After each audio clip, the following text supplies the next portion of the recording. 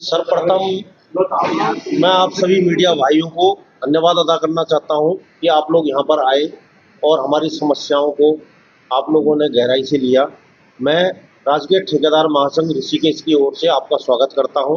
आज हमारा यहां पर जो वार्ता का मुख्य उद्देश्य है, जो ऋषिकेश एरिया में जैसे पीडब्ल्यूडी हो गया, सिंचाई हो गया, एमडीडीए हो गया, आज की डेट में ठेकेदार जो है ज़्यादा जो भी यहाँ पर योजनाएं स्वीकृत हो रही है, बड़ी करके स्वीकृत हो रही है, यानी 2 करोड़, 3 करोड़, 5 करोड़, इस तरह से, जिससे क्या हो रहा है, जो हमारे स्थानीय छोटे ठेकेदार हैं उनको एक्सपीरियंस कम होने की वजह से वो लोग एक तो अपने को काम को अपग्रेड नहीं कर पा रहे हैं और उसके लिए क्वालिफाई नहीं होते हैं। 1.5 करोड़ के ऊपर जो भी योजनाएं लगती हैं वो सब जो है टू बिड में जाती है, तो यानी हम लोग जो है टू बिड की जो कंडीशन है उसमें सेट नहीं बैठते हैं। तो अभी मेन उद्देश्य जो हमारा था, अभी एक खदरी में बलजीत फार्म है, चोपड़ा फार्म है, बैटरी फार्म है, वहाँ एक योजना स्वीकृत हुई है, लगभग 7 करोड़ की एक योजना स्वीकृत हुई है। तो हम सभी ठेकेदार भाई चाहते हैं कि उस योजना को छोटे छोटे टुकड़ों में विभक्त करके, ताकि सभी को जो है मौका मिले काम करने का। एक उद्देश्य तो हमारा ये है। दूसरा उद्देश्य ये है कि जो रॉयल्टी है ठेकेदारों से न लेके सीधा जिनके नाम पट्टे अलॉट हुए हैं या जो सप्लायर हैं उनसे रॉयल्टी ली जाएगी। जबकि होता क्या है, ये हम लोगों को क्या है, बोलते हैं ठेकेदार आप लोग रॉयल्टी के बिल दो। कई बार क्या होता है, जैसे छोटी की योजना होती है, जैसे एआर के काम है, अचानक में तुरंत करना पड़ता है, तो तुरंत हम लोगों को उस समय वो रॉयल्टी नहीं मिल पाती है, क्योंकि उसमें एक डेट, कंप्लीशन की डेट और एक जो है स्टार्ट की डेट रही दी होती है। तो उस टाइम के अंदर जो है वो रॉयल्टी होनी चाहिए। अगर आपने उससे पहले की भी दी होगी तो वो भी स्वीकृत नहीं होती है, और उसके बाद की भी दी है वो भी स्वीकृत नहीं होती है। तो ये एक सबसे बड़ी समस्या है। तीसरा पॉइंट हम लोगों का है पंजीकरण के संदर्भ में। डी क्लास में तो हो जाता है आराम से, जो आपने जो है हैसियत की है, करेक्टर सर्टिफिकेट दिया, ये सब है। जैसे ही अब आगे बढ़ते हैं सी क्लास, बी क्लास में, तो वहाँ जो है पहले ठेकेदार का जो है एक्सपीरियंस देखा जाता है, उन्होंने कितनी लिमिट तक का काम किया है, जेई की बाध्यता होती है उसमें। तो ये लोग चाहते हैं कि इस प्रक्रिया को सरलीकरण किया जाए। आपकी जानकारी के लिए मैं बता दूं कि पिछले 1 डेढ़ साल से पीडब्ल्यूडी में ऑनलाइन सिस्टम हो गया रजिस्ट्रेशन का, लेकिन इनका ऑनलाइन जो है 1.5 साल से काम नहीं कर रहा है।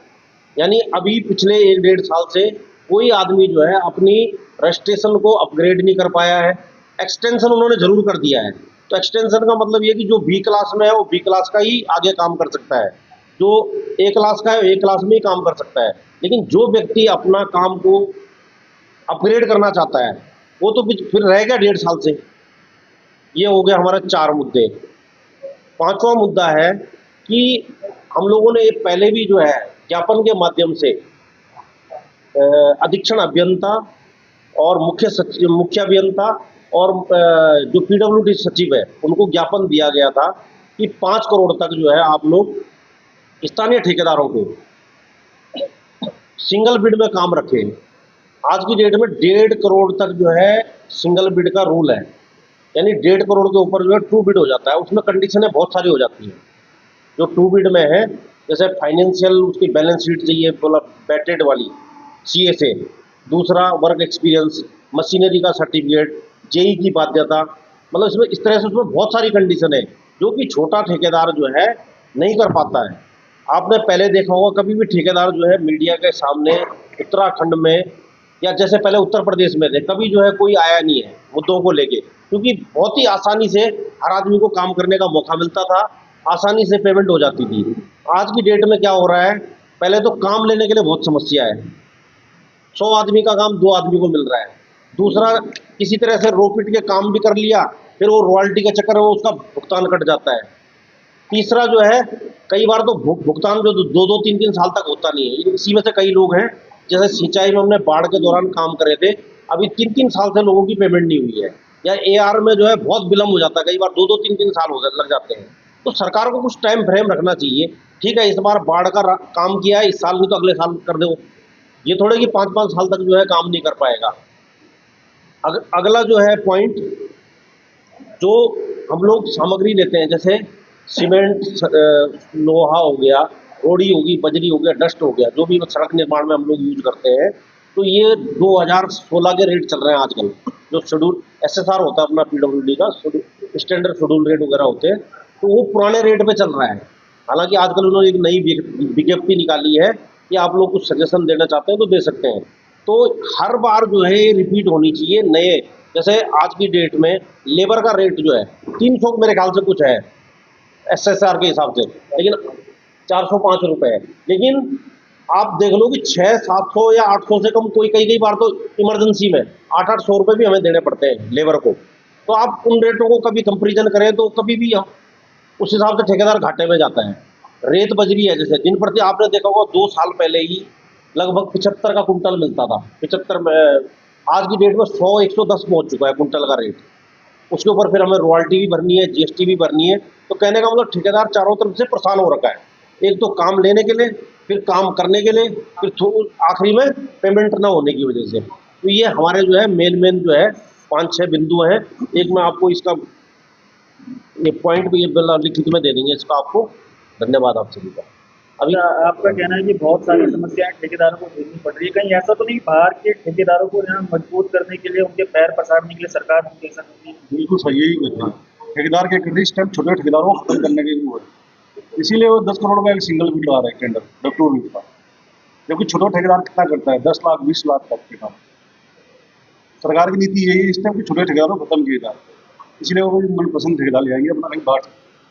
इसके पीछे क्या कारण है? जैसे मैं आपको छोटों को खत्म करना चाह रहे और जो बाहर के क्या कारण लगता है? इसके पीछे तो कारण सरकारी बता। आपको आपका कुछ जो हमें अनुमान क्या कहता है? जो हमें कारण लगता है इसका कि छोटे छोटे काम देने में सरकार को लगता है कि जो नेता लोग बड़े नेता हैं, जो चाहे तो कोई वहाँ जैसे ऋषिकेश विधानसभा एग्जांपल दे दें, अभी कुछ सालों पहले ही रायवाला में और भट्टोवाला के 2-3 काम बड़े बड़े कामों को मिक्स कर दिया गया, एक 5 करोड़ का टेंडर बना दिया गया।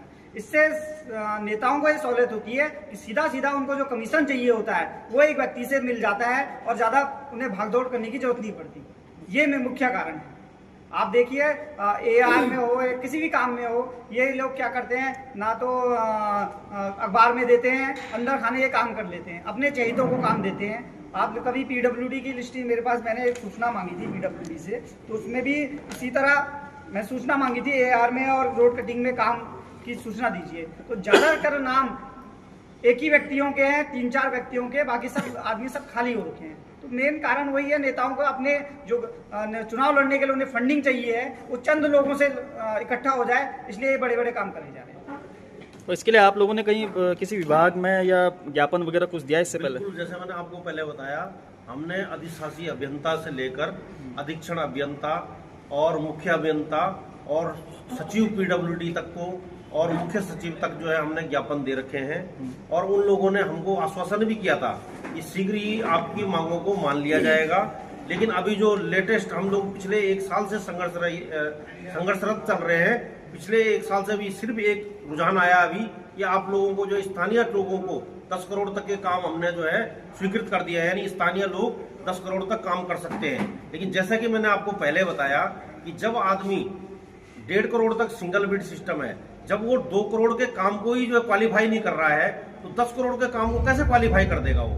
उसके पास तो एक्सपीरियंस ही नहीं आ रहा है। तो कुल मिला के क्या हो रहा है, किसी से वंचित करके किसी को लाभ पहुंचाने के लिए ये भी पॉलिसी बदली करी है इन्होंने।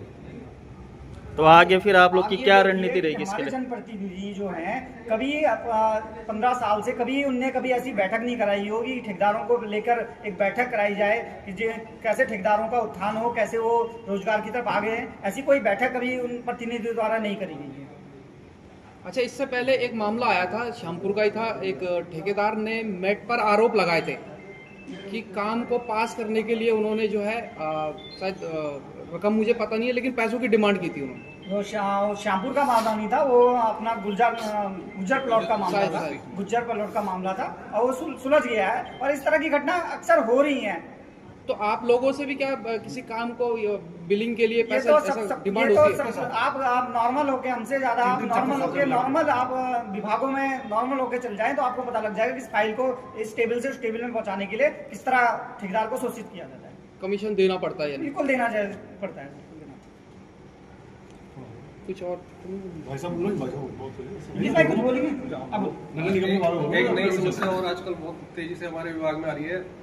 अब पहले तो सिंगल बिड टेंडर बड़ी मुश्किल से होते हैं, लेकिन अब जब हो रहे हैं कुछ छोटे टेंडर 50 लाख से मतलब 1.5 करोड़ से नीचे के, तो उसमें भी लोकल जनप्रतिनिधि का पूरा इन्वॉल्वमेंट हो जाता है। जैसे MP और MLA का हमारे यहाँ पर ना, वो पहले से ही नाम भेज देते हैं सिलेक्ट करके कि ये टेंडर इसी का होना है। तो उस टेंडर को क्या है, जो निर्धारित डेट होती है खोलने की, उसको नहीं खोलते हैं।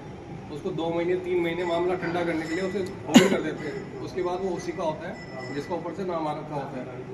बाकी ठेकेदारों को डरा के, धमका के या कुछ लालच दे के साइड कर दिया जाता है। उदाहरण के लिए मैं आपको बता दूं, उदाहरण के लिए बता दूं, अभी बीच में जिला योजना आई थी, तो जिला योजना का कुछ प्रस्ताव पास हुए थे, तो उसमें साफ साफ ये कर दिया गया था प्रतिनिधियों द्वारा कि हमारे व्यक्तियों को दिया जाए। जब हमने विरोध करा तो ऋषिकेश का जो जिला योजना है वो तो अखबार में छप गई, मगर डोयला की जिला योजना एक्शन द्वारा हमें ये कहा गया कि ये जो प्रस्ताव हैं ये हमें मिल नहीं रहे हैं, इसलिए हम इनको लगा नहीं रहे। मगर उसके बाद हमने देखा कि वो जिला योजना भी चंद लोगों को बांट दी गई अंदर करने।